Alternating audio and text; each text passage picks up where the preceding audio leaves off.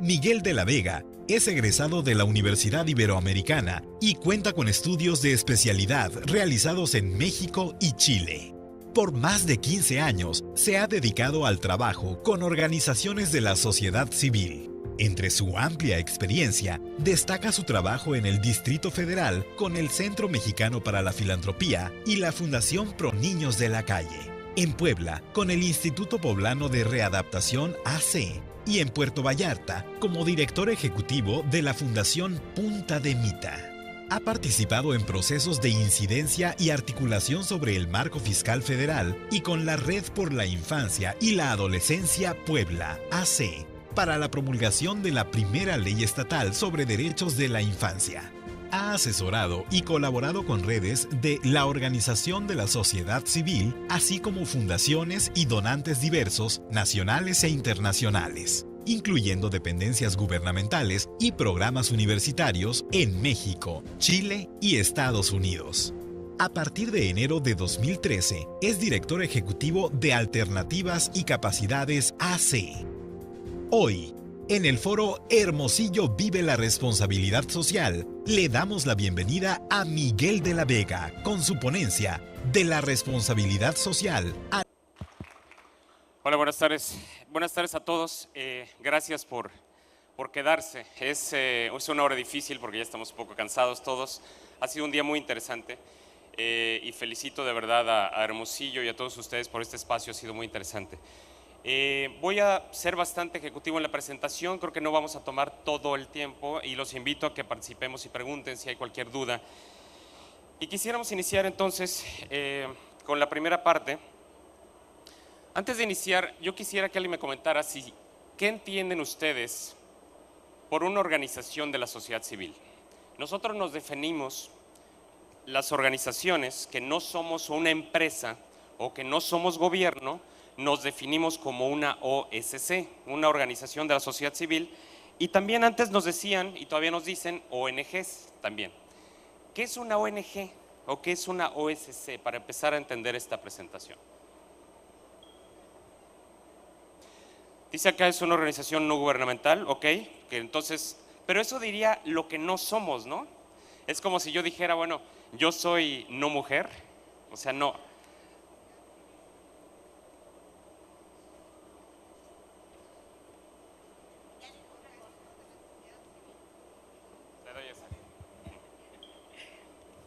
Organismos de la sociedad civil. Somos organismos de la sociedad civil, pero todos somos la sociedad civil. Que se interesa con planes definidos en una vulnerabilidad especial que hay en una comunidad. Okay. Por lo tanto, va a buscar voluntarias y personas que le ayuden con los gastos para hacer su labor basado en la vocación de servicio de las personas. Muy bien. Amén. Muy bien. Lo podremos resumir, si está de acuerdo, como organización, como un grupo de ciudadanos organizados, ¿no? Y usted decía para alguna causa. O sea, sería para probablemente alguna causa de interés público, ¿no? ¿Lo podremos definir así? Más o menos. Quedó mejor la de usted, pero me gustó más la definición de usted que la mía.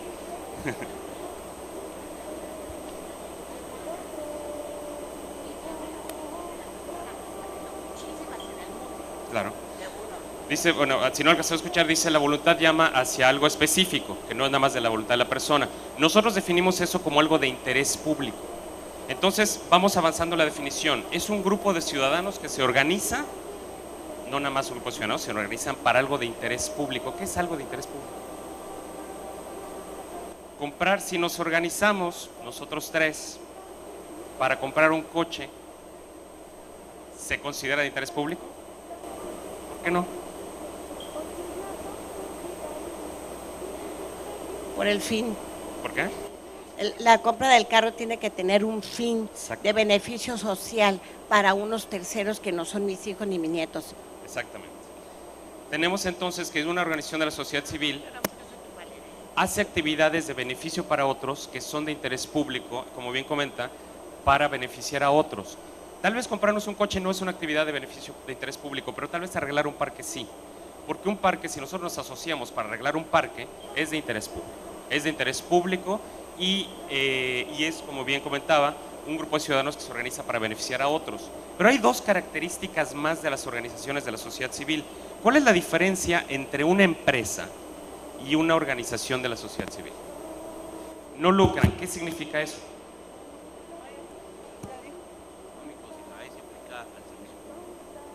No hay utilidad. Exactamente, la diferencia es que si usted y yo hacemos una organización, una empresa, y nos ponemos a vender chocolate, todo lo que saquemos de ahí nos lo repartimos usted y yo.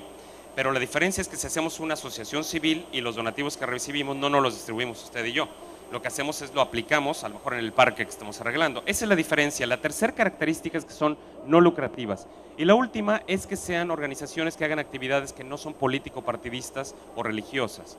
Debido a que ya existen los partidos políticos y porque la religión se considera una actividad de interés privado.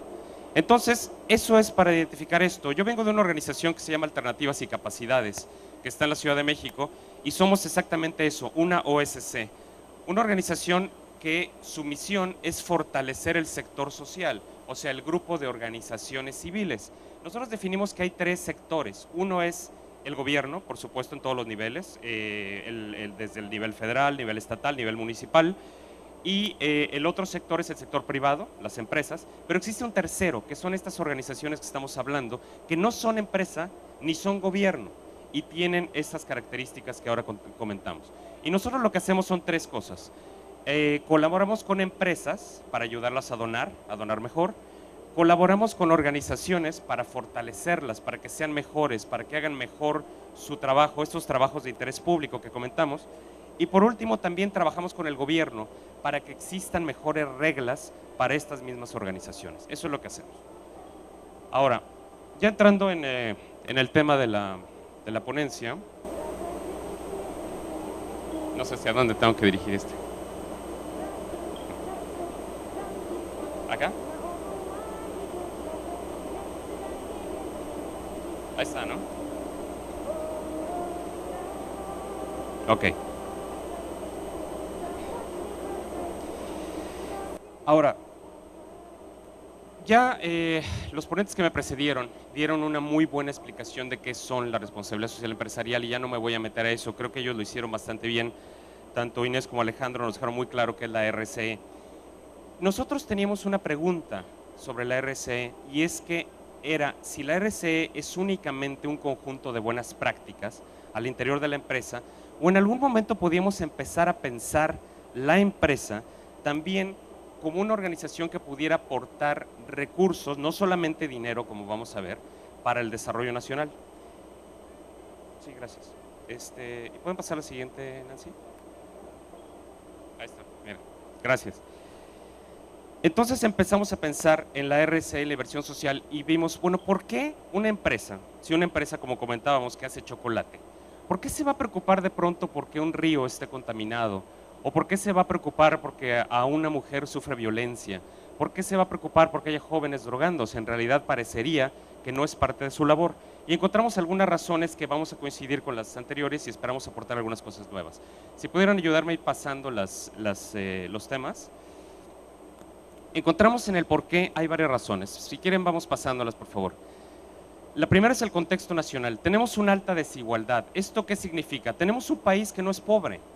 Este país es un país que tiene una enorme cantidad de recursos en su gente, en sus empresas, recursos naturales, pero es un país desigual. Es un país donde cada vez hay más ricos y donde cada vez tenemos más pobres. Segundo, es un país que crece pero crece lento. No tenemos tanto empleo y las empresas, como voy a comentar mis compañeros, las empresas pequeñas son muy vulnerables ante el entorno internacional y muchas quiebran.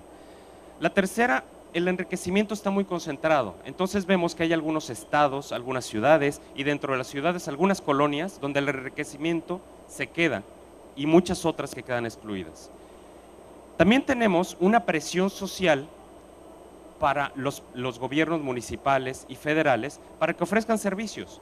Entonces de pronto es muy común que las presidencias municipales, gracias Nancy, tengan presión sobre algunos servicios que probablemente ni siquiera tendrían que ofrecer. Las presidencias municipales a veces se ven rebasadas por la cantidad de demandas ciudadanas, por tanta necesidad que hay y hacen lo mejor que pueden para resolverlas. Y por último, también las empresas, de pronto, las personas que se ven excluidas, de pronto lo cuestionan y dicen, bueno, ¿por qué si tú generas tanta riqueza? ¿Por qué no también aportas para el beneficio y la acción social? Y muchas empresas han respondido a través de la responsabilidad social empresarial. Ahora bien, recojo de Alejandro la presentación que hizo Alejandro a las 12, los que estuvieron la recordarán esta definición y la complementamos con otra, los que no la leemos. En 1970 el Premio Nobel de Economía Milton Friedman definía la responsabilidad social de la empresa como aumentar sus rentas, simplemente no quebrar, porque con eso ya generaban recursos, ya generaban empleos, ya pagaban impuestos. En realidad sí cumplen una finalidad social. Si una empresa es exitosa y no quiebra, por supuesto que contribuye al desarrollo nacional, eso nadie lo niega. Sin embargo, viene esta persona, un líder empresario en Perú, en 1994, y complementa y cambia esta definición y dice, en el mundo actual el empresario es el principal agente del desarrollo, de la elevación de nuestro bienestar y de la calidad de vida humana. ¿Cuál es la diferencia entre estas dos concepciones de hacer empresa? ¿Qué les parece a ustedes? ¿Cuál sería la diferencia? ¿Alguien que quiera comentar? ¿Les parece lo mismo? A ver, acá hay una persona. Adelante. Sí, pues no es lo mismo porque no se limita nada más a dar empleos ni a generar riqueza, sino que además dice es el principal agente de desarrollo, busca ir más allá, o sea, se desparrama, ya tiene la posibilidad de entrar en otras áreas, se abre esa posibilidad, no se encierra nada más en tres objetivos. ¿Y por eso tendría que dejar de producir utilidades? No, al contrario, o sea, de hecho, en teoría esto debe de generarle todavía más utilidades. Perfecto, en teoría. Entonces sí, estamos de acuerdo que la primera en realidad no es una mala definición. Lo que pasa es que la segunda es más amplia, ¿no? Ahora bien, nosotros estábamos en esto, revisa, muchas gracias por el comentario, estábamos en esto cuando de pronto se nos ocurrió en nuestra organización, en Alternativas y Capacidades, preguntarle a las empresas qué opinaban, porque de pronto nosotros discutimos mucho entre organizaciones y luego vamos con las universidades o venimos con ustedes y platicamos, y de pronto se nos ocurre, ¿qué piensan las empresas? Entonces hicimos un diagnóstico de filantropía corporativa que ustedes pueden bajar gratuitamente de nuestra página. La página la voy a poner al final, es alternativasycapacidades.org, al final vienen los datos, y ahí lo pueden bajar gratuitamente. Y le preguntamos a más de 80 empresas qué opinaban sobre algunas preguntas. Y la primera pregunta que yo quisiera compartir con ustedes, les dijimos, ¿qué opinan ustedes, empresarios?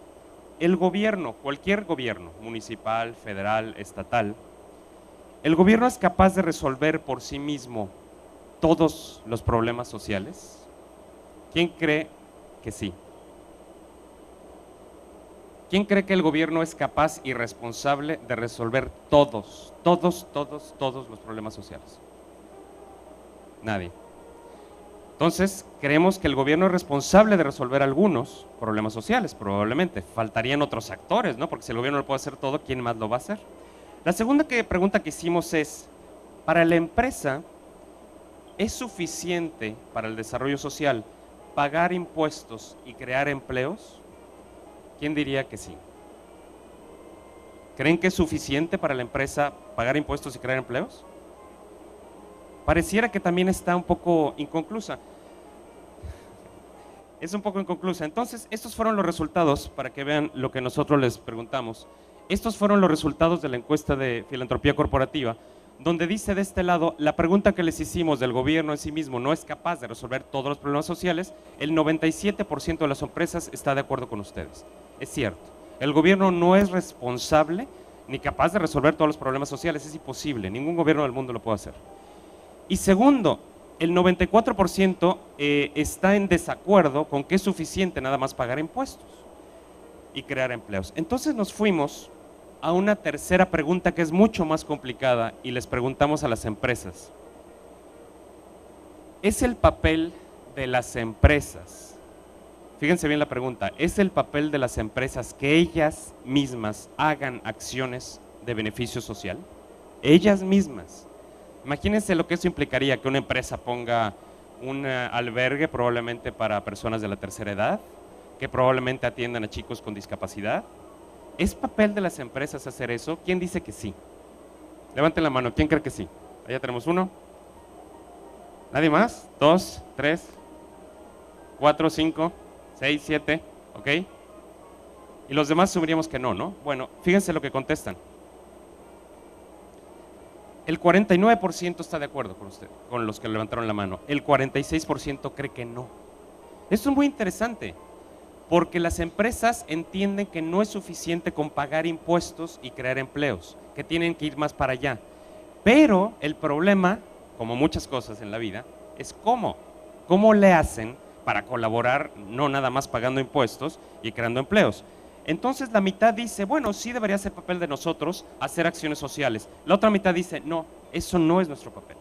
La empresa no tiene que hacer acciones sociales directamente. Eso no quiere decir que no participen. Vamos a ver más adelante cuál fue la respuesta.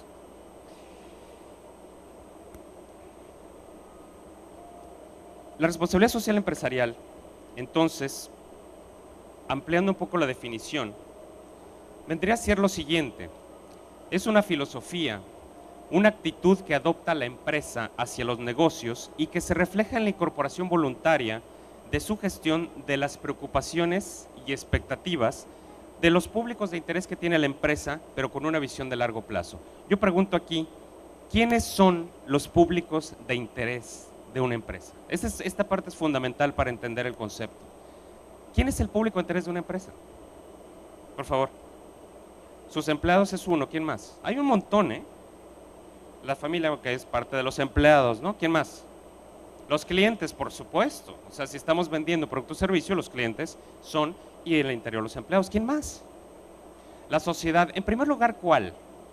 Si yo tengo una fábrica en esta zona de Hermosillo, ¿quién es mi primer responsabilidad comunitaria? El entorno, los empleados es lo interno, pero el entorno, por supuesto, es mi primera responsabilidad. Probablemente el barrio en el que estoy, probablemente si soy una empresa de Hermosillo, sería Hermosillo, y si soy una empresa estatal, es el estado de Sonora, y si fuera una empresa nacional, como muchas las hay, es México, y si soy una empresa internacional, es el planeta. Así de grave es el asunto en cuanto a los grupos de interés. Pero ¿qué más? Hay mucho más. ¿Quién más? ¿Qué otros grupos de interés hay para las empresas?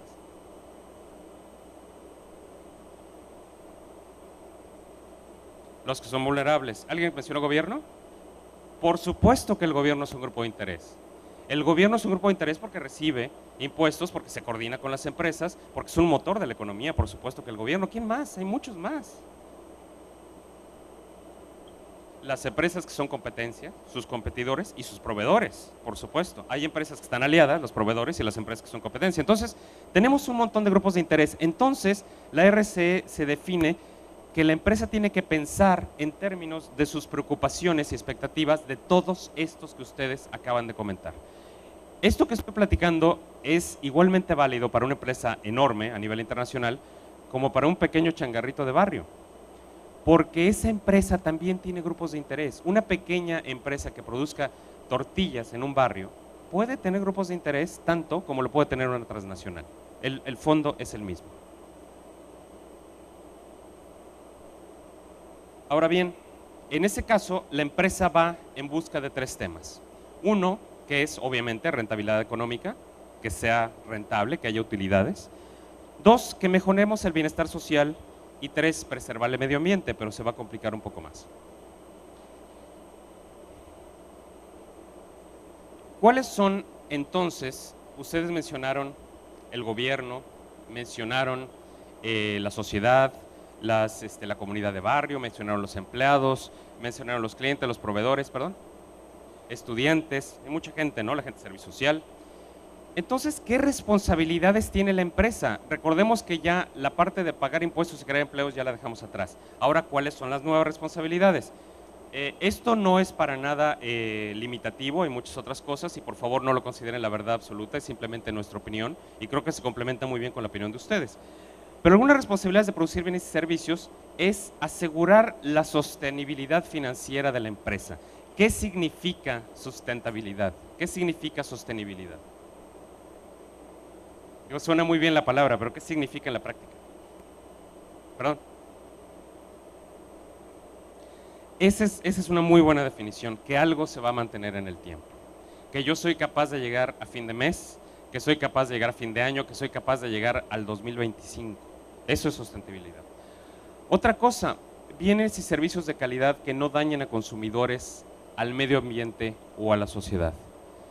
Condiciones de producción, trabajo y remuneración adecuadas para trabajadores y proveedores. ¿Qué significa esa palabra tan sencilla que usamos todos los días de condiciones adecuadas? ¿Qué es eso? ¿Qué piensan? ¿Qué es una condición adecuada para trabajar en una empresa? Que haya seguridad, ¿qué más? Prestaciones, que tengamos buenas prestaciones, no solamente las de ley, ¿no? Ideal sería un poco más. ¿Qué más? El ambiente laboral, ¿no? Que pudiera ser una cuestión más o menos cordial, cálida. Un trato, yo te diría, pues, probablemente nada más respetuoso, ¿no? Que no siempre se da en todas las empresas, desafortunadamente. ¿Qué más? ¿Alguna otra cosa? ¿Qué es adecuado? ¿Quién? Perdón. Calidad, por supuesto. Calidad inclusive en la relación. Y hay una cosa que no he comentado, los sueldos, ¿no? Digo, mencionaban prestaciones, pero los sueldos no tendrían que ser adecuados.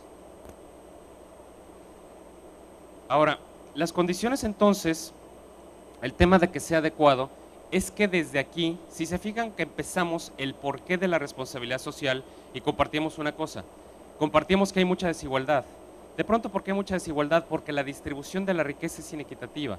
Y mucho de la distribución inequitativa parte desde aquí, en el cual no quiero generalizar para nada porque hay excelentes empresarios en todos lados, pero en algunas empresas, algunos son los que se llevan la mayor tajada de las utilidades, mientras que algunos otros, en general los trabajadores, se llevan la parte más chiquita del pastel de las utilidades. Entonces, no son precisamente condiciones adecuadas. Pero eso es para adentro de los bienes y servicios. Por otro lado, tenemos las responsabilidades éticas y ciudadanas. Por supuesto, el hecho de que no sea lo único el pagar impuestos no quiere decir que no sea importante. Si no tuviéramos la contribución para el municipio no podría brindar los servicios públicos. Cumplir con la ley, por supuesto. Incidir para mejorar las políticas públicas. ¿Qué significa esta frase que suena como muy complicada de incidir en las políticas públicas? ¿A qué le suena esto? Que influya. Exacto. Incidir significa influir. Incidir no significa llevarle la contra al gobierno, incidir no significa ser grilleros y armar líos. Incidir significa tratar de influir para el beneficio público. Y la política pública quiere decir las estrategias que ocupan los gobiernos para atender problemas sociales. Entonces, una cuestión que las empresas pueden también hacer es incidir para mejorar las políticas del gobierno. Y por último, y aquí es donde ya nos vamos a centrar un poco más en la presentación de hoy en la tarde, es colaborar con el Estado, con el gobierno y con las organizaciones de la sociedad civil para resolver problemas sociales. Ese es uno de los temas cruciales de la responsabilidad social. Es uno de los temas. La responsabilidad social, como ya vieron en la mañana, es mucho más amplia, pero me quiero enfocar en estas posibilidades de colaboración con nosotras, con las organizaciones de la sociedad civil.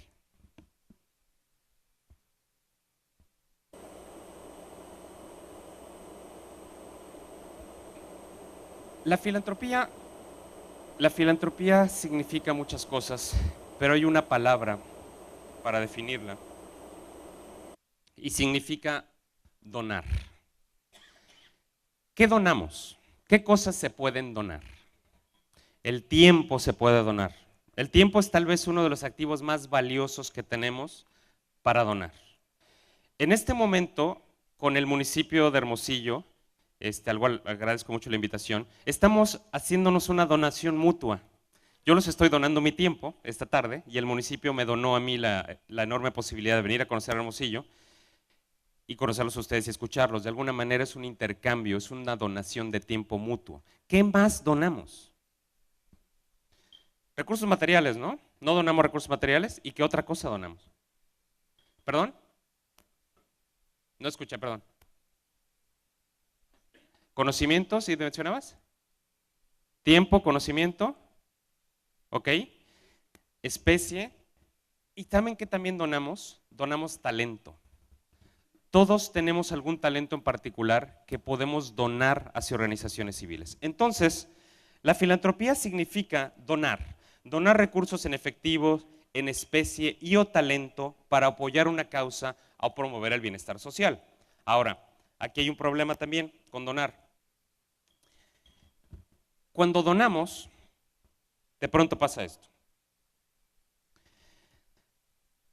Voy a leer aquí, dice, entender la filantropía como caridad o ayuda a los necesitados no responde necesariamente a los problemas que causan la pobreza y la desigualdad, solamente a sus manifestaciones. Es importante ejercerla de manera más profesional y estratégica para convertirse en instrumento de cambio social. En la mañana, alguno de ustedes mencionaba esta parte de los problemas que causan la pobreza y solamente sus manifestaciones. Y yo les preguntaría, para entender esto, ¿cuál es la diferencia entonces entre donar para atender manifestaciones y donar para atender una causa? Si nosotros pensáramos, por ejemplo, en un parque contaminado, ¿cómo le hacemos para no solamente las manifestaciones? ¿Qué es la manifestación de un parque contaminado? Ese es interesante, pero más como causa, ¿no? Mencionas falta de cultura e higiene. ¿Qué es una manifestación? Cuando tenemos gripa, ¿cuál es la manifestación de la gripa? Los mocos y la tos. ¿Qué más? Los estornudos, ¿no? El uso de Kleenex. Todo eso son manifestaciones. Pero si yo tengo mocos y me sueno, vas a seguir peor. Pero si yo me sueno, resuelvo las manifestaciones de la gripa, ¿están de acuerdo? No estoy resolviendo la gripa. Entonces pasa lo mismo, cuando tenemos un parque contaminado, ¿cuál sería la manifestación de ese problema? La sociedad, las enfermedades, que tenemos ratas, ¿qué más? La contaminación, huele mal, está deforestado. Esas son las manifestaciones. Si yo voy y mato las ratas, ¿ya resolví el problema? Si yo voy y planto árboles, ¿ya resolví el problema? Si voy y pongo pasto, ¿ya resolví el problema? Y estamos donando, ¿eh? O sea, estamos donando y mucha gente lo hace. Llega y dice, mira, ese cerro está terrible, vamos a plantar 10,000 árboles. ¿Se resuelve ya el problema por completo? No digo que sea malo, perdón, no quiero criticar acciones que me parecen sumamente loables. Quiero que empecemos a pensar un poco más estratégicamente. Si yo llego y mato 100 ratas en el parque, no resuelvo el problema. ¿Por qué? Porque estoy atacando las manifestaciones y no las causas. Adelante. En la mañana participó un señor y me gustó mucho su opinión cuando dijo que normalmente el paradigma de la sociedad es resolver el problema y no las causas. Entonces, en este caso, un parque contaminado, si vas y lo limpias, pues estás resolviendo el efecto, no la causa. En cambio, como ahorita DIF está llegando a los niños con concientización de no tirar la basura en su lugar, ahí sí realmente estás resolviendo o tratando de resolver el problema que causa el efecto. Así es, muchas gracias. Y tú lo comentabas aquí, lo comentaste al inicio, te me adelantaste, pero era justamente el cambio de cultura. Eso sí resuelve una causa. Cuando incides en cambiar la cultura, el paradigma y la mentalidad de la gente, incides en cambiar la causa y no las manifestaciones. Ahora, esto puede ser de pronto un poco complicado. Cuando tenemos, por ejemplo, en Acapulco desafortunadamente tuvimos el tema del huracán Manuel que pasó hace algunas semanas, que fue terrible. Y de pronto decimos, bueno, vamos a pensar en filantropía estratégica. ¿Por qué se inundó Acapulco? ¿Por qué hubo muertos? ¿Por el huracán? O sea, el huracán es un fenómeno natural, siempre vamos a tener huracanes. ¿Por qué hubo muertos en Acapulco? ¿Alguien tiene una idea?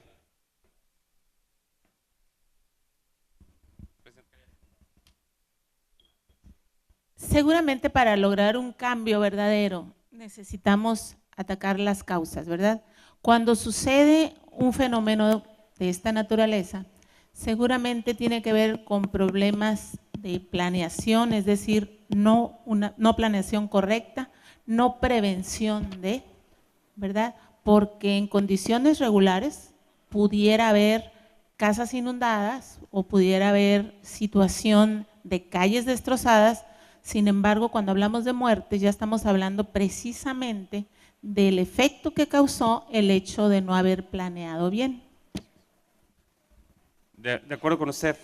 Ahora, aquí el punto es, ya ocurrió, y estoy totalmente de acuerdo, la causa era no haber planeado, la causa era invasiones, la causa era deforestación, esas eran las causas, no necesariamente el huracán. Sin embargo, hacer filantropía estratégica no implica tampoco nada más enfocarse en las causas. A veces tenemos que lidiar con los efectos. Si a la gente de Acapulco, me imagino ha de haber ocurrido en Hermosillo, porque lo vi en muchas ciudades, empezamos a recolectar alimentos. Empezamos a recolectar, la Cruz Roja hizo una labor maravillosa de recolectando alimentos en Monterrey, en Guadalajara, en la Ciudad de México, en muchos lados, para poder atenderlos. Recolectar alimentos no resuelve el problema de fondo, pero sí era necesario en ese momento. Entonces lo que le quiero decir es, la filantropía estratégica a veces implica lidiar con las manifestaciones. Cuando tenemos gripa, pues sí, tenemos que sonarnos y tenemos que tomar algo para la fiebre, pero en realidad también tenemos que trabajar en atender a las causas. Hay un caso muy interesante, hablando de los desastres naturales. Te devuelvo este porque no. Gracias. Ustedes se acuerdan, en el 2010 hubo un terremoto terrible en Haití. No sé si se acordarán, por ahí de enero 2010. Terremoto de 7.8 más o menos, que devastó la ciudad de Puerto Príncipe en Haití. Fue muy cerca de la isla y devastó la ciudad. ¿Alguien se acuerda más o menos la cantidad de muertos que hubo en Haití? Un terremoto de 7.8, más o menos muy parecido al de la Ciudad de México en 85. Como 10,000 dicen acá, fueron muchos más. 110,000 fueron más. ¿Quién da más? Digo, tristemente, no quiero jugar con ese tema, pero de verdad fueron muchos más. Fueron más o menos, poco más de 200,000 personas las que perdieron la vida ese día. Fueron un terremoto de 7.8 en Haití. Algunos meses después, en marzo del mismo año, en 2010, en Chile, en Concepción, un terremoto de 8.8, mucho más poderoso. En ese momento el terremoto fue considerado el quinto terremoto más poderoso que se haya registrado jamás. 8.8, es una barbaridad. ¿Saben cuántas personas fallecieron en Chile? Menos de 800, lo cual es terriblemente lamentable, por supuesto. Siempre el que fallezca alguna persona es lamentable. Pero si comparamos que de pronto fallecieron en Haití más de 200,000 personas por un sismo de menor magnitud contra otro de mucha mayor magnitud, ¿cuál era el problema? ¿El problema era el terremoto? ¿O el problema, como bien comenta la señora Silvia, era el tema de la planeación, el tema de la corrupción, el tema de las malas construcciones, el tema de la poca organización, de la democracia incipiente y una cantidad de cuestiones terribles que hicieron que en Haití hubiera 200,000 personas que perdieran la vida y que en Chile solamente fueran 800? ¿Por qué? La manifestación era el terremoto. No podían eliminar ninguno de los países el terremoto, pero decidieron eliminar la causa. La causa de las muertes en los terremotos no es el terremoto, es la calidad de las construcciones. Ese es el problema. Y en Chile, la buena calidad de las construcciones salvó la vida de miles de personas ante el quinto terremoto más destructivo del planeta. Eso es pensar estratégicamente. Pensar estratégicamente implica resolver las causas profundas de los problemas sociales.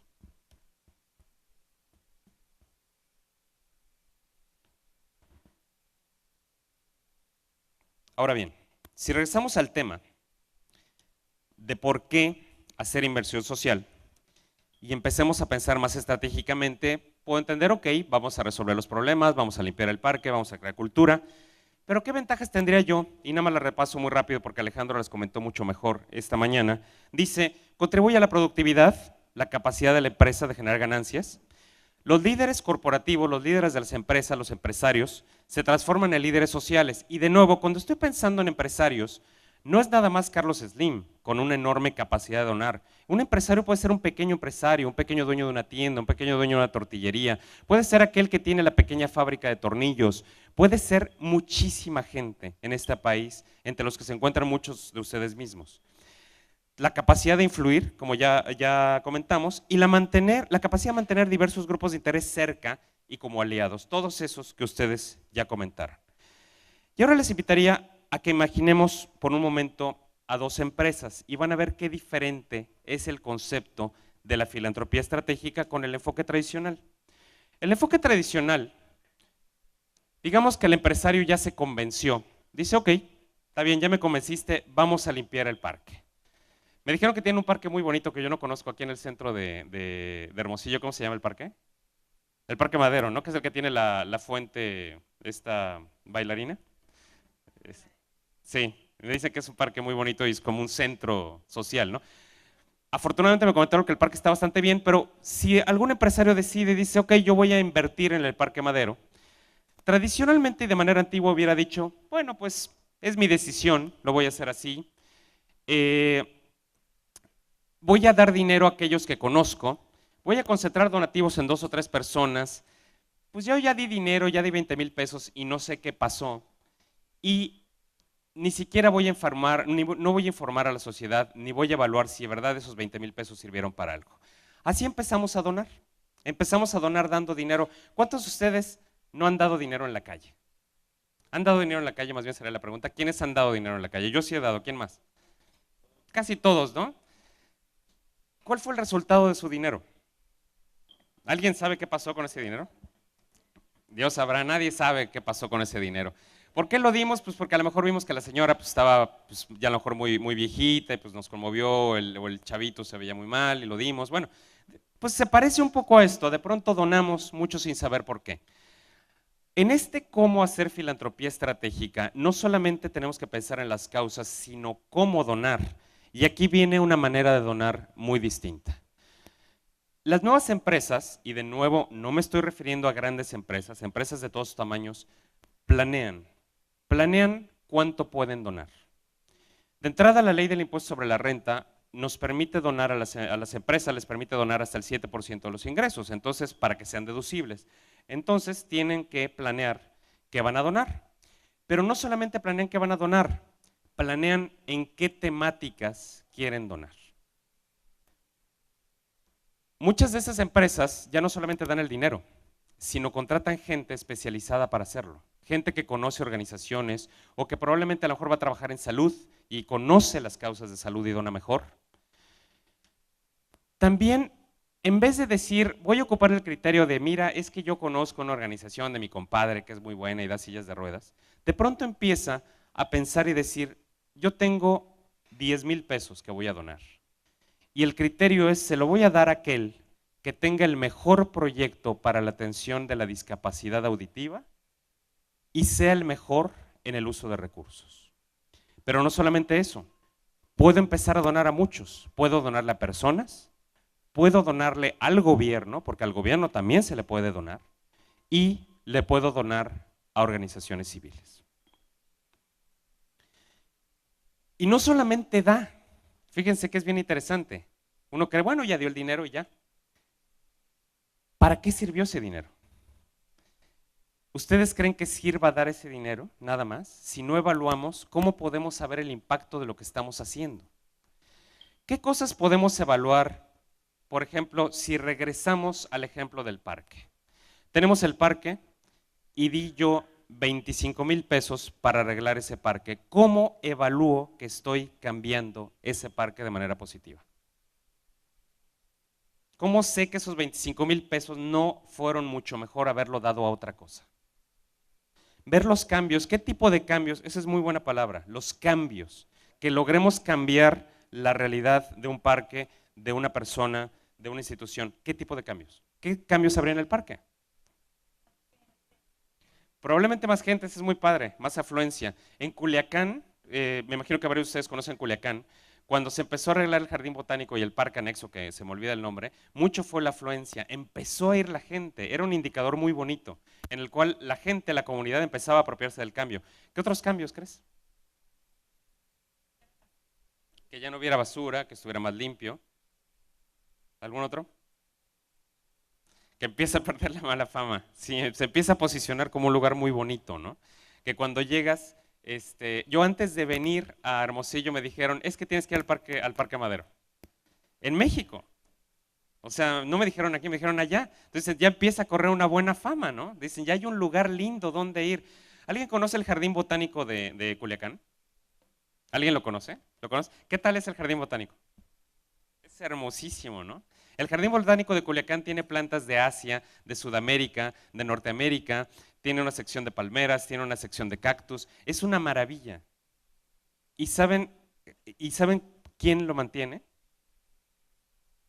A ver, una adivinanza. ¿Quién mantiene el parque, el Jardín Botánico de Culiacán? Les va a sorprender quién lo mantiene. ¿Cómo?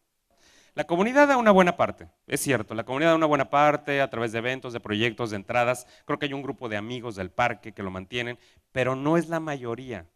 Ahí les va el tip. Hay una empresa de Culiacán, y es de Culiacán, que mantiene ese parque. Coppel, por supuesto. Coppel mantiene el Parque Botánico de Culiacán. ¿Eso no es cambiar las causas de manera estratégica? Coppel genera uno de los espacios más hermosos que hay en el país como jardín botánico. Yo no conozco un espacio tan hermoso de jardín botánico como el de Culiacán. Y eso viene de Coppel.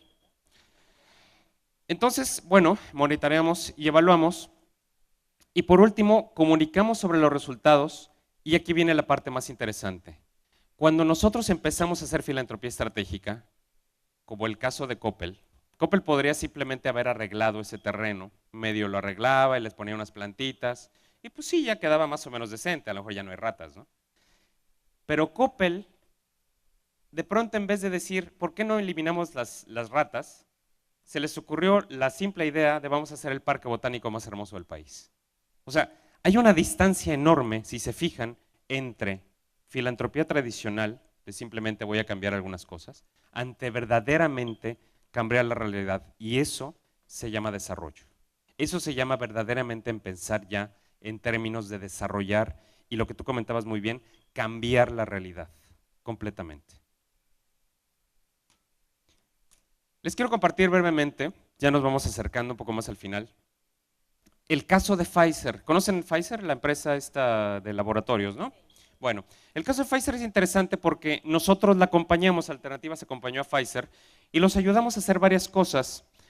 Pfizer simplemente daba dinero, como muchas empresas, y entonces los acompañamos a hacer filantropía estratégica. Hicimos estas 5 cositas. Definimos cuál era su estrategia, dijimos van a donar, y le dijimos enfócate en una temática. ¿Cuál era su temática natural? Salud, por supuesto, ¿no? Entonces hacen salud, pero hay otro tema muy interesante. Otra vez volvemos a pensar estratégicamente, no nada más en los problemas de salud. ¿Cuál es la causa? ¿Cómo podemos resolver la causa de muchas enfermedades? Y ahí está, la prevención. Entonces Pfizer no solamente tenía que concentrarse en resolver los problemas de las enfermedades, sino también en prevenir las mismas enfermedades. Tercero, Pfizer ya no nada más le dona al que es su compadre o el amigo del gobernador o aquella organización que todo el mundo conoce. Pfizer desarrolló convocatorias y desarrolló formatos para que la gente donara, estableció con qué criterios iba a dar el dinero y empezó a evaluar los resultados. Pero no solamente eso. Ya que había hecho todo esto, se lo pasó a su departamento de marketing y lo integró a sus estrategias, de manera que demostró que Pfizer ahora es una empresa socialmente responsable. ¿Quién hace entonces en una empresa las acciones de filantropía? Y de nuevo regresamos a lo que le preguntamos a las empresas. Los que hacen las acciones de filantropía en las empresas son, en su mayoría, la dirección general o la presidencia, que es el lado morado que tenemos del lado izquierdo, y en la parte de abajo, algunas, ya vemos que 22% de las empresas realizan o tienen ya fundaciones o comités de donativos. Esta información no es tan reciente, es como de hace 3 años. La tendencia cada vez va más creciendo a que cada vez más empresas ya van teniendo sus propias fundaciones.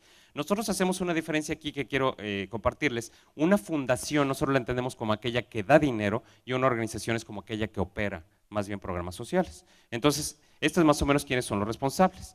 Ahora, ¿cuáles son, para irme a la siguiente, porque tenemos un montón, cuáles son los temas? Si ustedes tuvieran, imaginen que ustedes son dueños de una empresa y ustedes también son dueños de una fundación de esa empresa, ¿qué causas atenderían? ¿Cuál sería la causa más prioritaria que ustedes atenderían? En lo individual, no va a haber consenso. ¿Qué creen? El cáncer, dice aquí don Enrique. ¿Quién más? El hambre, el deporte, la educación. ¿Qué más? ¿Qué otras temáticas hay? Piensen, hay muchas. El medio ambiente, la salud, pobreza, cultura. La mitad de la población de este país, ¿quiénes son? Mujeres, es otro. ¿Qué más? Niños, ancianos, perros, pericos, pingüinos, lo que quieran. Todas esas son causas. Entonces nosotros les preguntamos a las empresas cuáles son sus causas. Y esto fue lo que nos respondieron. Si ustedes pensaran en qué trabajan las empresas y las fundaciones, ahí las tienen. Eso es lo que hacen. La gran mayoría invierte en educación. Lo cual no quiere decir que educación necesariamente sea lo más importante. Yo creo que hay muchos otros aspectos que son muy importantes. Pero es bien interesante que la mayoría de las empresas se identifica como la principal temática la educación. Estas son respuestas de empresas. Esto es la realidad, lo que está pasando en este país. La segunda es muy interesante, es medio ambiente. Efectivamente estamos preocupados por temas de calentamiento global del cual México, Sonora y cualquier lugar del planeta no está exento. Desarrollo comunitario cuando hablamos de pobreza. Los temas de niños, por supuesto, que son prioritarios, discapacitados, y así nos vamos. Pero inclusive también encontramos algunos temas muy interesantes que a mí me encantó, por ejemplo, encontrar aquí fomento cultural como el 26%. O sea, la cultura también se considera importante. Todas esas son las causas en las cuales podemos hacer cambios para el desarrollo social de manera más estratégica. Ahora bien, para poder seleccionar proyectos, las empresas hacen lo siguiente. Lo primero es el conocimiento de la organización y luego que el proyecto sea viable, que el proyecto sea posible.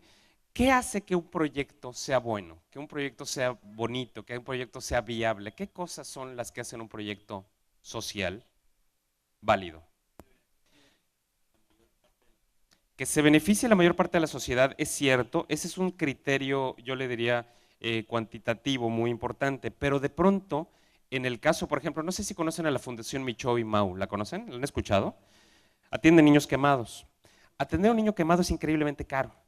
Entonces, ellos no pueden atender una enorme cantidad, pero la calidad de lo que hacen es brutal, le transforman la vida a un niño, le salvan la vida a un niño. Entonces estoy de acuerdo con usted, pero en algunos casos no es no nada más la calidad, sino no solo la cantidad, sino la calidad de lo que se hace.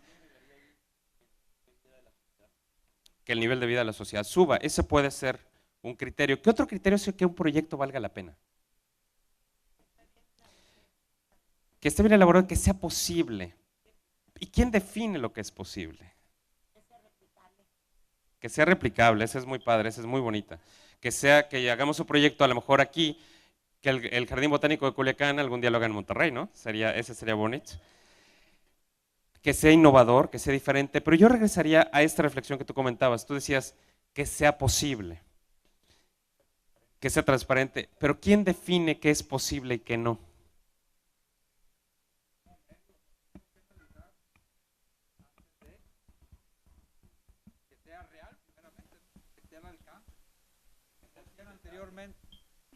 Anteriormente se platicaba mucho que siempre decía que sea viable el ir a la luna el individuo. Hoy, en la actualidad, puede ir a la luna.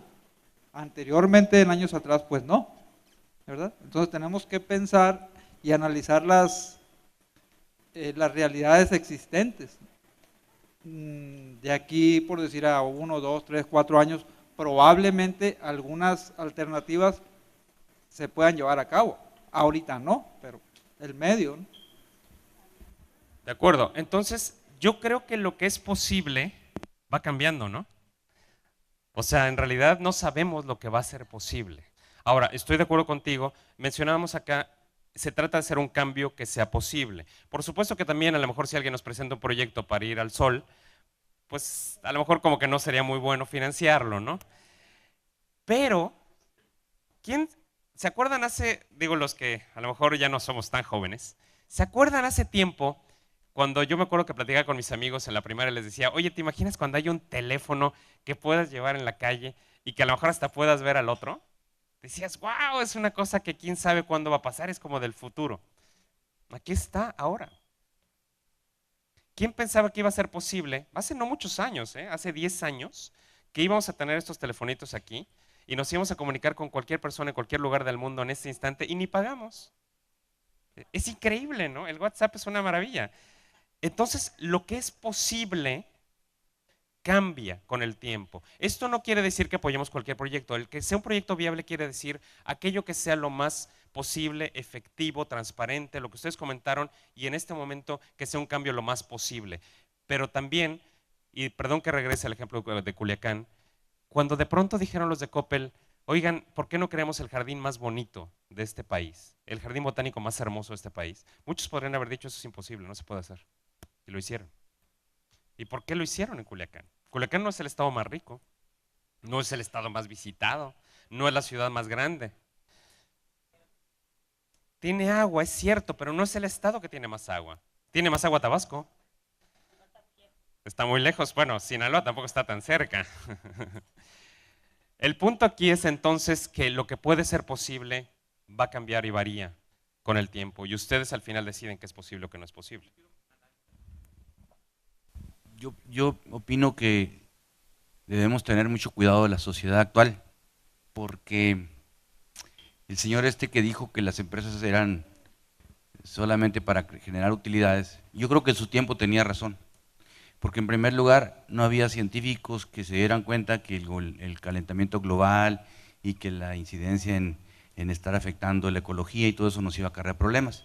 Entonces ahora ya nos dimos cuenta de eso y estamos cambiando nuestras estrategias.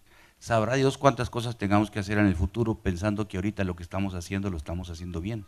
Entonces hay que ser muy responsables, hay que tener mucho cuidado y hay que pues irnos con esa reserva, ¿no? Gracias. Y yo regresaría a un punto de lo que les comentaban. ¿Se acuerdan cuando lo que les pregunté si es responsabilidad de la empresa hacer esos cambios? Y la mayoría dijo, perdón, hacer acciones sociales directamente. La mayoría de ustedes dijo no y los empresarios coincidieron. Con lo que usted comenta, si no es la empresa el responsable de estos cambios y de lo que es posible, tampoco es del gobierno. ¿De quién es? ¿Quién puede hacer eso?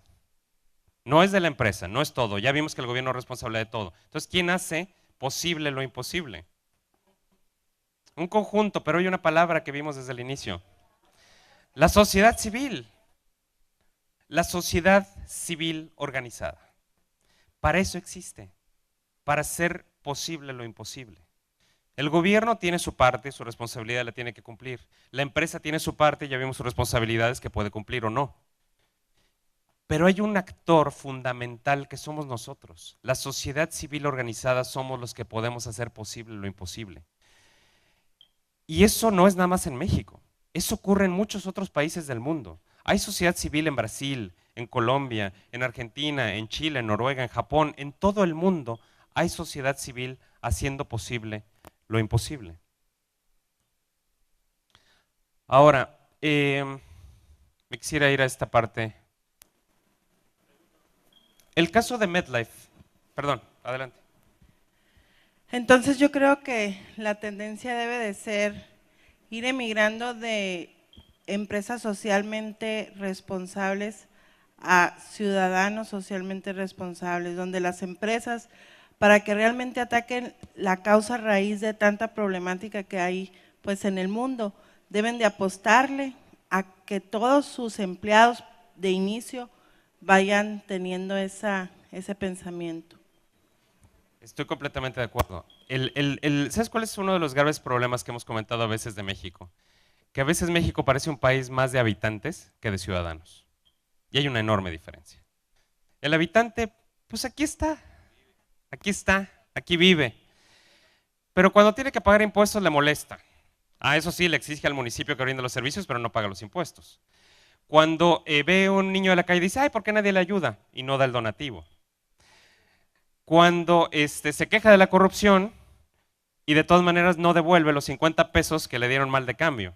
O sea, de verdad, yo tienes toda la razón y te felicito por el comentario, porque en realidad justamente es eso. Se trata de empezar a cambiar a ser habitantes a ciudadanos y de las empresas, de ser nada más empresas, a ser ciudadanos de sus comunidades. Y sus comunidades pueden ser tan grandes como un continente o tan pequeñas como un barrio o una ciudad. Entonces coincido contigo, se trata de asumirnos ya, pero ya de manera urgente como ciudadanos. Y ser ciudadano implica repensar muchas cosas. ¿Por qué separamos la basura? ¿Por qué nos ponemos un cinturón de seguridad? ¿Por qué respetamos la línea cuando vamos en el auto para que pasen los peatones? Eso es ciudadanía. Y el problema es que si no empezamos a pensar así, en el ser ciudadanos, entonces efectivamente nos quedamos con un país de habitantes y en un país en el cual, ustedes mismos lo dijeron, el actor que puede lograr el cambio simplemente no existe. Entonces, ¿qué vamos a tener? Un gobierno que no va a poder resolverlo todo y empresas pues que no van a tener esa contraparte, esa sociedad civil que va a cambiar las cosas. Perdón, quisiera adelantarme en atención al tiempo y también porque quisiera abrir espacio para platicar con ustedes. Una de las cuestiones interesantes que le preguntamos a las empresas es, cuando ustedes donan tiempo, no nada más dinero, ¿qué es lo que donan? Y las empresas, bueno, muy comúnmente dicen, bueno, vamos a hacer mano de obra. Entonces, ustedes conocerán los típicos proyectos donde van los empleados y pintan una escuela y arreglan. Y está muy bien, está padre, pero hay otras cosas que hacen. Aquí hay una cosa bien interesante de donar tiempo que cualquiera puede hacer, brindar servicios profesionales a organizaciones. Hay abogados, contadores, maestros, médicos, albañiles, veterinarios, todos pueden donar un talento. Maestros de música, maestros de inglés, jardineros, cualquiera puede donar ese talento. A mí me parece, cuando yo veo a un jardinero de pronto trabajar, me parece un talento maravilloso, son cosas que yo jamás podría hacer, a mí se me muere cualquier plantita que tengo en la casa. Y todos pueden donar ese talento. Ahora bien, no solamente en eso, también existen algunas opciones para trabajar en consejos. Me enteré, hoy en la comida tuve la enorme fortuna de conocer al presidente del patronato del DIF. Y los patronatos son consejos voluntarios que donan su tiempo y su talento, en este caso para el DIF, pero también lo pueden donar para organizaciones. Entonces, no solamente se trata de dar dinero, se trata de dar también todas estas opciones. Me voy ya hacia el final para poder platicar un poquito. ¿Cuáles son, entonces, para terminar? Decimos, ok, ya platicamos de todo lo que puede ser la empresa, pero la empresa también recoge beneficios, y aquí, perdón si repito un poquito lo de la mañana, pero hay muchos beneficios para la empresa. Va a mejorar su reputación, mejora habilidades de liderazgos, hace diferencia con la compañía, reduce sus riesgos. Tiene muchas ventajas el poder participar de filantropía, no solamente el beneficio social. Ahora, para concluir quisiera hacer nada más una reflexión. Primero invitarlos a visitar nuestro sitio. El sitio que está ahí arriba es Alternativas y Capacidades, esa es nuestra organización. Tenemos una partecita que se llama Publicaciones. Ustedes pueden entrar ahí, consultarlo, y ahí vienen todas las publicaciones nuestras. Viene este diagnóstico donde vieron todas las tablitas, los datos, ahí viene, lo pueden bajar, es gratuito. Tenemos un manual también para filantropía estratégica, cómo desarrollar filantropía, y tenemos un manual también para cómo hacer organizaciones. Les explicamos paso a paso cómo hacerlas. Todos son gratuitos, todos están en línea, por favor siéntanse en libertad de entrar y bajarlos. Tenemos por ahí Fondos a la Vista, es un portal donde pueden encontrar organizaciones de todo el país, hay muchas de Sonora. Ahí viene mi correo, vienen las cuentas de Twitter y las cuentas de Facebook, ahí nos pueden encontrar. Yo quisiera cerrar con la siguiente reflexión para que podamos platicar un poquito. El tema de inversión social implica muchas cosas. Implica una empresa que empiece a pensar en términos no solamente de las manifestaciones y de las causas, y que esté dispuesto a donar, como ya vieron, tiempo, dinero, esfuerzo, talento, lo que quiera. Esa es una parte.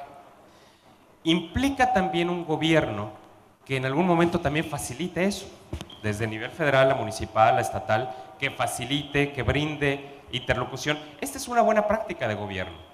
El gobierno municipal abrió este espacio y es una buena práctica para que podamos nosotros interactuar e intercambiar este conocimiento. Este es un espacio que favorece a la sociedad civil generado por el gobierno municipal. Pero hace falta otro actor más. No basta con gobierno y no basta con la empresa. Y hacen falta organizaciones civiles. Más o menos, ¿cuántas organizaciones civiles creen ustedes? Organizaciones civiles, pues estas organizadas, ¿no? Que decimos, los grupos de ciudadanos organizados, ¿cuántas creen que hay en México? Bueno, ahora sigamos una adivinanza, a ver quién se acerca más. ¿Cuántas? 20,000 dicen acá, son más. Ahora sí que ¿quién da más? 80,000 son menos. 25,000 son más. 70 menos. 65 menos.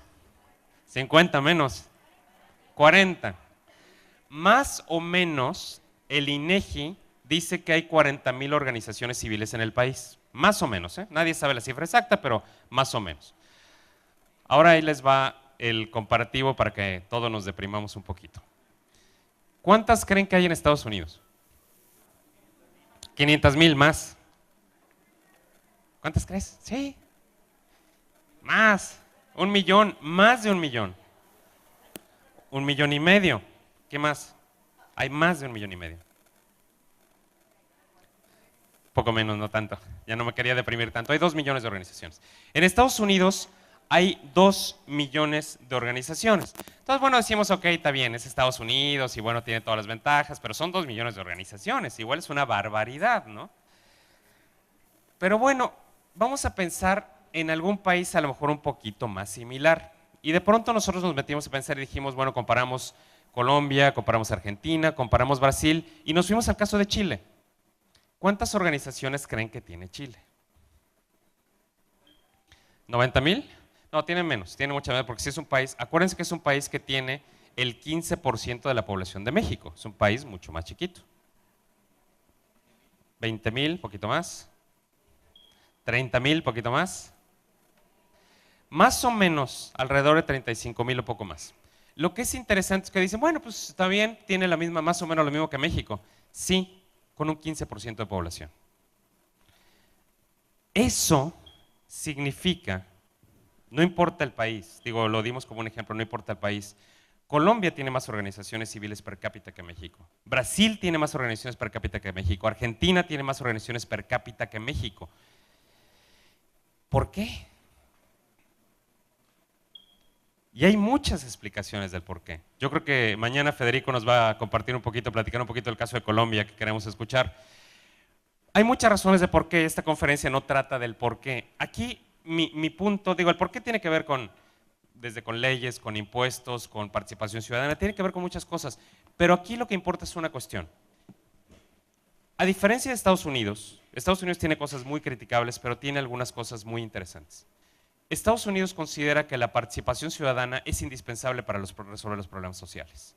Estados Unidos considera que el gobierno no es responsable de resolverlo todo, considera que las empresas tienen un papel que jugar, pero no de resolver las cosas sociales ellas solitas, y considera que los ciudadanos se pueden organizar para cambiar cuestiones. Con esto no estoy defendiendo a Estados Unidos, sino simplemente estoy dándolo como un ejemplo porque coincide en Chile. En Chile se dan cuenta que hay organizaciones que necesitan existir para cambiar las cosas. El punto, y con eso termino, es, México no es tan diferente a Estados Unidos y a Chile. Por supuesto, somos un país más chico que Estados Unidos, pero somos un país más grande que Chile. Somos la economía número 14 en el mundo. O sea, nadie puede decir que somos un país pobre. Pero sí somos un país que le hace falta esto que estábamos comentando hace rato, que nos convirtamos en ciudadanos, que nos empecemos a organizar y que empecemos a hacer posible lo imposible. Que empecemos a tomar los problemas en nuestras propias manos, empecemos a platicar con el gobierno, a platicar con las empresas y empecemos a influir para que ese cambio sea posible. Sin esa participación podremos tener el mejor gobierno del mundo, podemos tener las mejores empresas del mundo. Si no hay sociedad civil organizada, este país no tiene futuro. Así de simple. Entonces la invitación es, siéntanse. Yo no les diría con la obligación porque nadie tiene la obligación. Siéntanse con la posibilidad de organizarse, de formar sus organizaciones, de integrar algunas, de participar, de apoyar. No tienen que hacer cosas nuevas. Hay 40,000 organizaciones civiles allá afuera. Si ustedes se meten a Fondos a la Vista y le ponen Sonora, van a ver toda la cantidad de organizaciones que aparece. Hay una muy buena cantidad de organizaciones civiles en Sonora. Yo estoy seguro que algunos están aquí y algunos los conocí en la mañana, pero hay una muy buena cantidad de organizaciones en Sonora. Participen, apóyenlas, entérense, conózcanlas. Ahí está la posibilidad del cambio. Yo quisiera entonces concluir, abrir el espacio ahora por si ustedes tienen preguntas y comentarios y que ya podamos cerrar este día. Les agradezco mucho su atención y de verdad los invito a que ustedes se piensen como la sociedad civil organizada. La sociedad civil no son los que están allá afuera, son los que están allá afuera y somos nosotros, todos nosotros, gobierno, empresas, todos somos la sociedad civil y todos tenemos una responsabilidad social. De nosotros depende si vamos a responder o no a esa responsabilidad social y si este país va a tener futuro o no. Gracias. Brindamos un fuerte aplauso a Miguel de la Vega Arévalo en su ponencia magistral de la responsabilidad social empresarial a la filantropía estratégica. Continuamos con la sesión de preguntas y respuestas respondiendo a la siguiente mecánica. Levantamos la mano en caso de participación y personal del staff acude hacia sus lugares. Adelante. De igual forma, informamos que nos encontramos completamente en vivo transmitiendo a nivel nacional gracias a la aportación del sistema banda ancha por parte de la empresa Telmex. Adelante con las preguntas.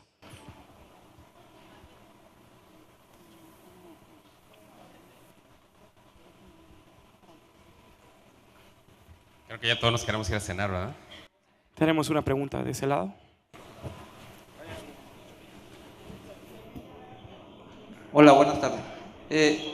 Mi pregunta es en función, usted mencionó ahorita en la plática, mencionó la democracia. ¿Qué tanto su organización, qué tanto peso le da a nuestro sistema representativo? Porque escuchando ahorita a la doctora, o sea, ella es de Venezuela, pero ellos tienen un sistema distinto, o sea, entonces, ¿qué tanto peso le están dando ustedes para el crecimiento, pues, o qué tanto obstáculo puede representar para las empresas? Porque las empresas aquí, como bien sabido, la democracia, yo vengo a esta vida a vivir bien, ¿sí? No, a mí no me importa nada más que el obtener la utilidad y vivir bien. Entonces, desde su punto de vista, de su organización, ¿qué tanto peso le están dando al momento para evaluar, vaya, el crecimiento de este desarrollo social? Mira, te agradezco la pregunta porque es un punto fundamental. Una de las razones por las cuales decíamos por qué no hay tantas organizaciones civiles en México es porque México, su vida democrática es muy joven, es muy reciente. Este país tiene una democracia que tiene unos cuantos años. ¿Por qué Chile tiene más organizaciones independientemente de muchos otros factores? Porque Chile es una democracia desde el siglo XIX. Entonces, desde el siglo XIX había elecciones, había presidentes que se elegían en elecciones democráticas, pero no solamente había eso, había una participación ciudadana en la vida democrática. Había cierta libertad de expresión, a veces más, a veces menos, pero había un cierto carácter democrático. Había muchas cosas también complicadas, hubo guerras, hubo muchas cosas, pero había un cierto marco democrático que favorecía la participación ciudadana. Cuando un país no tiene participación democrática, no hay tanta sociedad civil. ¿Qué pasa en el caso de Cuba? Cuba tiene una participación ciudadana muy acotada, porque de pronto algunos que participan en acciones que son inofensivas para el gobierno, pues lo hacen y participan en la vida pública. Pero aquellos que están en desacuerdo con el gobierno, muchas veces inclusive se ven privados de su libertad. Entonces, dime si la democracia no resulta fundamental para estos aspectos. Me parece, tu oportunidad es muy buena porque sí, la respuesta es sí, la democracia es muy importante para que existan más organizaciones. Ahora, el otro lado que tú decías, pues sí, el empresario puede decir, pues mira, está muy bonito todo esto que tú platicas, pero en realidad pues yo vine a vivir bien y a mí no me pasa nada. Eso habría que comentárselo también a aquellos empresarios cuyos hijos han sido secuestrados y han muerto.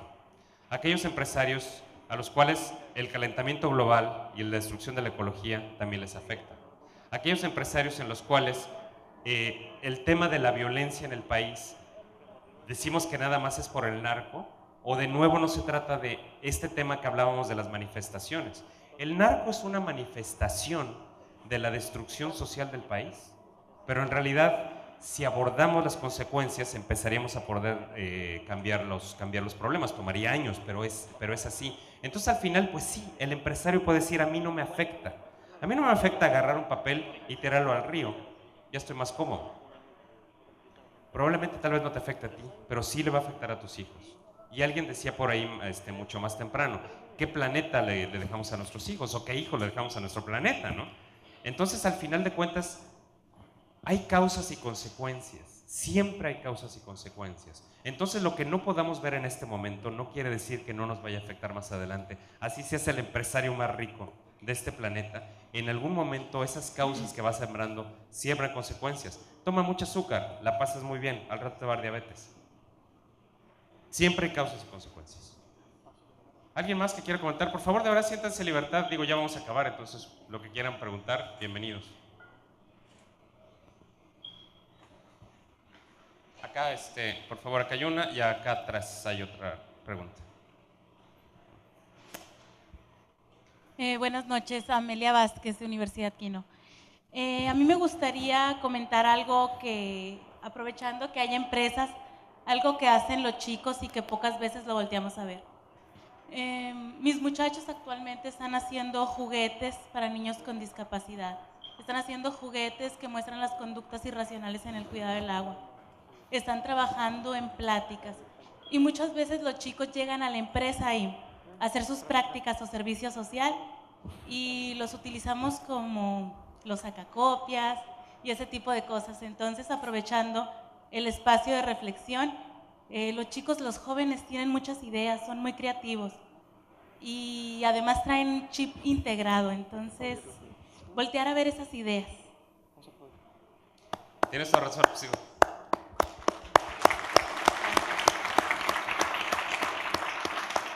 Estoy de acuerdo contigo y yo te diría, no tengo nada que comentar, tienes toda la razón, pero yo también te diría, también tienen los viejos mucho que aportar. A mí me parece muy triste que vivamos en una sociedad en la cual se tengan que uno ver vacantes de empleo donde dice, pues solamente si tienes entre 25 y 35.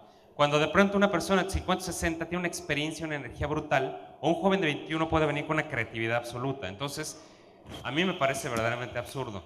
Dos de las personas más lindas que yo contraté, más profesionales, más comprometidas en una fundación en la que trabajaba, las dos tenían más de 75 años.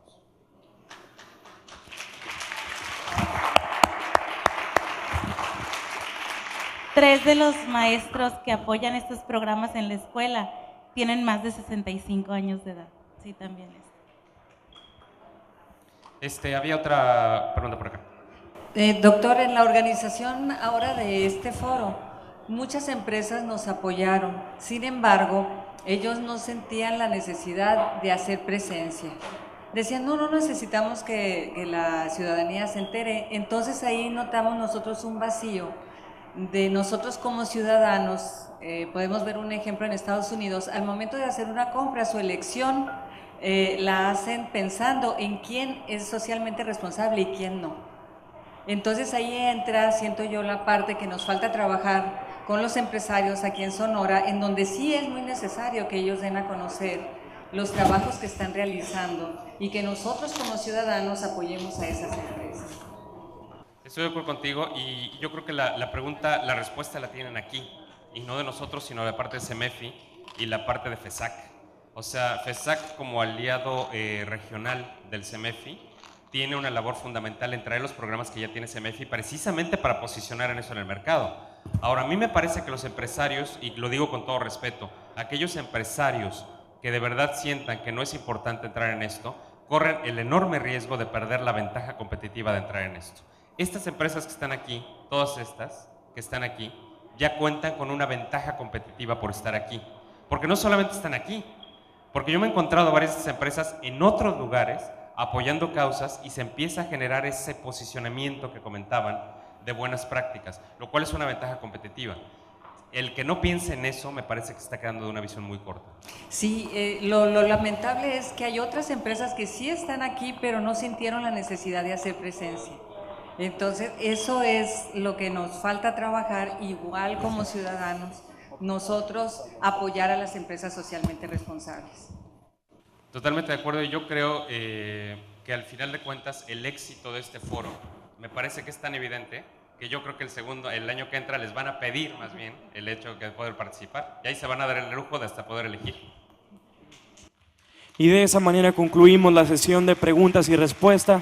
Y toca el turno, a punto de cerrar actividades del día de hoy, de pedir la presencia de la presidenta del sistema DIF Hermosillo, la señora Silvia Félix de López Caballero, para hacer lectura y entrega de reconocimiento a Miguel de la Vega Arévalo,